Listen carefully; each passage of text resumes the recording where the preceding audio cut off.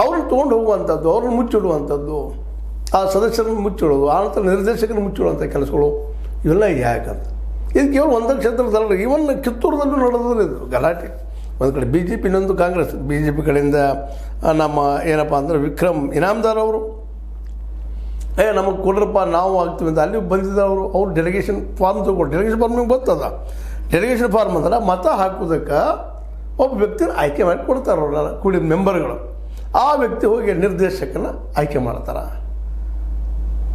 Simple ಅದು. ಪಾಪ ಅಲ್ಲೇ ಆ ಡೆಲಿಗೇಷನ್ ಯಾರಿಗೆ ಕೊಡ್ತಾರೆ ಅವ್ರನ್ನ ಹೊತ್ಕೊಂಡು ಹೋಗುವಂಥದ್ದಲ್ಲ, ಖರೀದಿ ಮಾಡುವಂಥದ್ದಲ್ಲ.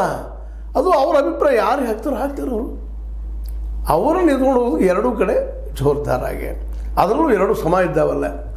ಆ ಕೃಷಿ ಪತ್ತಿನ ಬ್ಯಾಂಕ್ನಲ್ಲ, ವಿಶೇಷವಾಗಿ ಪ್ರಾಥಮಿಕ ಕೃಷಿ ಪತ್ತಿನ ಸಹಕಾರ ಸಂಘದ ವಿಶೇಷವಾಗಿ ಇಲ್ಲಿ ಚೆನ್ನಮ್ಮನ ಕಿತ್ತೂರದಲ್ಲಿ ನಡೆಯುವಂಥದ್ದು.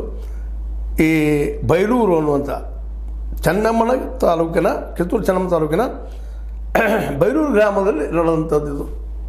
ಆ ಡೆಲಿಗೇಷನ್ ಫಾರ್ಮ ಈಗ ಒಬ್ಬ ಅದಕ್ಕೆ ಎರಡು ಸಮ ಆದಾಗ ಸಹಜವಾಗಿ ಈ ಏನಪ್ಪ ಅಂದ್ರೆ ಬ್ಯಾಂಕ್ ನಿರೀಕ್ಷಕ, inspector of the bank inspector ಒಂದು ಮತ ಹಾಕ್ತಾ ಇರ್ತಾನೆ. ಅವರು ಯಾರಿಗೆ ಕೊಡ್ತಾರೋ ಅವ್ರು ತೊಗೊಂಡೋಗಿ ಮತ ಹಾಕುವಂಥದ್ದು. ಸ್ವತಂತ್ರವಾದ ಮೀಡಿಯಾಗೆ ಬೇಕಾಗಿರುವುದು ಸ್ವತಂತ್ರ ಧ್ವನಿ. ಆ ಸ್ವತಂತ್ರ ಧ್ವನಿ ಉಳಿಸಲು ನೀವು ಮಾಡಬೇಕಾದದ್ದು ಇಷ್ಟೇ. ಅದೇನಪ್ಪಾ ಅಂತಂತಂದ್ರೆ ನಿಮ್ಮ ಕೈಲಾದಷ್ಟು ಸಹಾಯ ಈ ಚಾನಲ್ಗೆ ಮಾಡಿ ಹಾಗೂ ನಿಮ್ಮ ಧ್ವನಿಯನ್ನು ಕಾಪಾಡಿಕೊಳ್ಳಿ. ಅದಕ್ಕಾಗಿ ತಿಕ್ಕಾಡ್ಲಿಗ ಜೋರ್ದಾರ್ ಇದು ಪ್ರತಿಯೊಂದರಲ್ಲೂ ಅದು. ಪ್ರತಿ ಪತ್ತಿನ ಇವೇನು PKPSಗಳಿದ್ದಾವೆ ಎಲ್ಲ ಕಡೆ ಇದೆ. ಅವರೊಂದು 6 ಮಂದಿನ ಹೊತ್ಕೊಂಡು ಹೋಗೋದು, ಇವರೊಂದು 4 ಮಂದಿ ಹೊತ್ಕೊಂಡು ಹೋಗೋದು. ಇದೇನಿದು ಅಂತ ಹೊತ್ಕೊಂಡು ಹೋಗೋದು ಪ್ರಜಾಪ್ರಭುತ್ವ. ಇದನ್ನು ಇವತ್ತು ನಾವೆಲ್ಲ ಪ್ರಶ್ನೆ ಮಾಡಬೇಕಾಗಿದೆ, ನಾವೆಲ್ಲ ಚಿಂತಿಸಬೇಕಾಗಿದೆ. ಅಲ್ಲ, ರೈತರಿಗೆ ಏನು ಬೇಕು ಏನು ಬೇಡ ತಿಳುವಳಿಕೆ ಅದ ಅವ್ರಿಗೆ. ಅವ್ರು ತಮಗೆ ಯಾರು ಬೇಕಪ್ಪ ಅವ್ರಿಗೆ ವೋಟ್ ಹಾಕಿ ಕಳಿಸ್ತಾ ಇರ್ತಾರೆ. ಅವ್ರು ಬಂದಲ್ಲಿ ವೋಟ್ ಹಾಕ್ತಾ ಇರ್ತಾರೆ.